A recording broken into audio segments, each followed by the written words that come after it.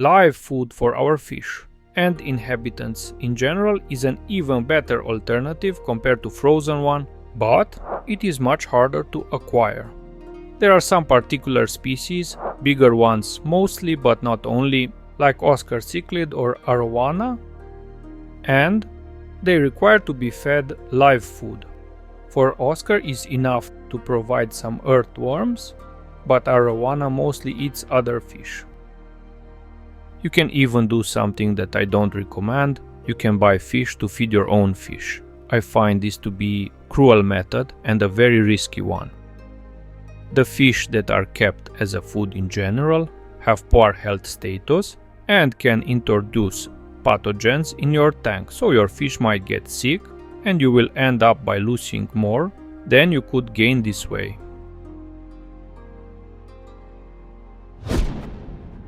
The second option for living food is to harvest it from nature. These can also introduce some microorganisms in your tank and is season dependent.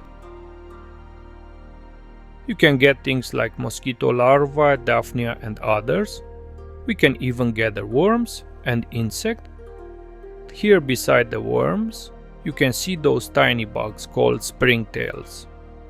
I mostly buy springtails from pet shops for my immersed moss and plant growing project. They love eating mold and decaying matter, so they are a must-have if you want to build a terrarium, even a paludarium or a vivarium. See, you can notice here some mold and the affected plants are melting. But if you have enough of them, springtails can make as a delicious food source for our fish. Many types of live food can be bought from pet shops, like this one that I have in my hand. Or maybe if you have axolotl, you can buy for them some mealworms or even superworms. This bigger variant of mealworms.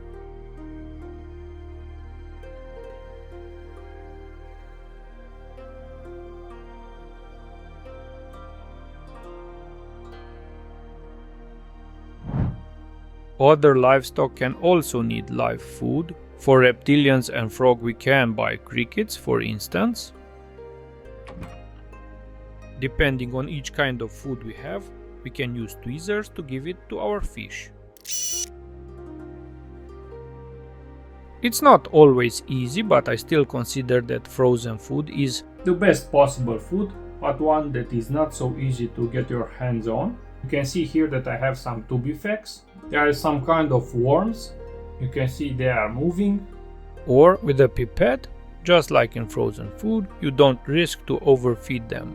There are even special feeding containers that you can put on the glass with small holes, and you put your live food inside and your fish will go there and grab a bite from time to time. Or you can simply drop it in your tank. The movement will catch your fish focus and they will all come and have a feast. Just like the frozen food, this isn't a main source of food for your fish, just a nice treat to give once in a while, and you need to make sure not to give too much.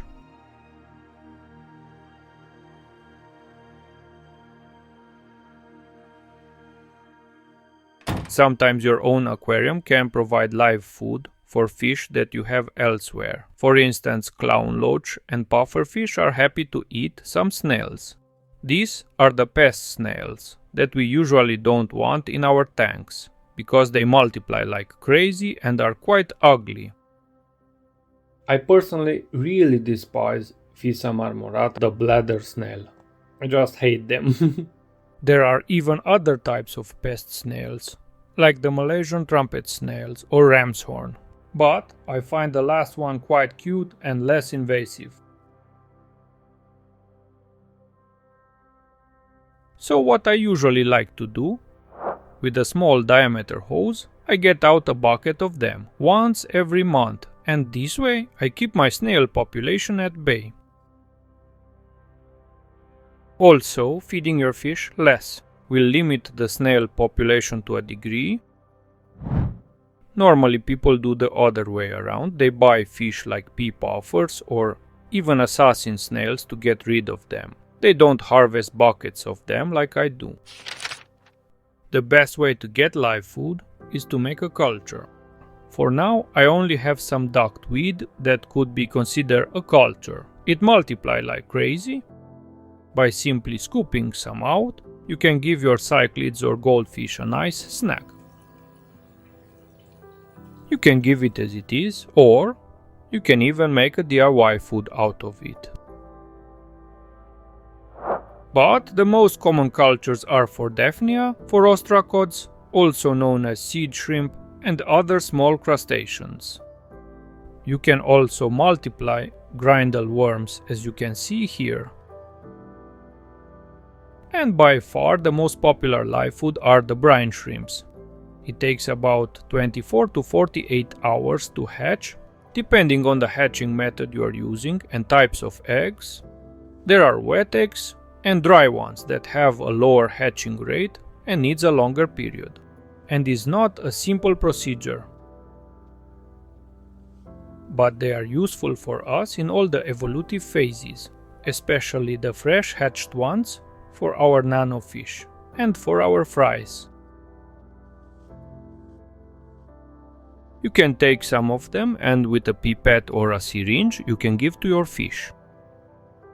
I wanted to make the best possible food compilation video on YouTube and I'm quite pleased with the results.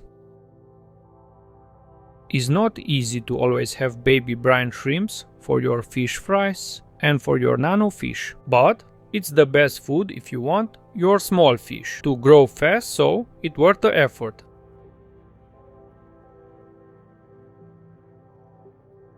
I really advise you to make a hatchery at home if you are serious about fish keeping. I will probably make a video about that method as well, so if you still aren't a subscriber of my channel, you should change that. Just subscribe now and you won't miss out on my future work. Until I have enough time to make my own hatchery and a video about the method, take a look of my friend ones. Sorry for low video resolution. Or you can buy one instead of using a do-it-yourself one. This one supposedly is even easier to use. It doesn't even need aeration. You just add some water and Artemia eggs provided by Hobby Company. This is how brine shrimp egg looks like. Those are from GBL.